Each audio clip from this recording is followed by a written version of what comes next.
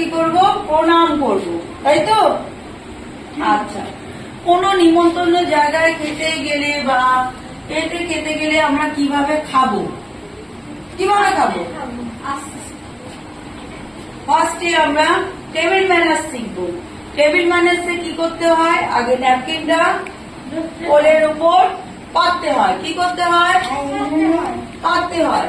তারপর set out কি করব? ন্যাপকিন কোলের উপর পাতবো।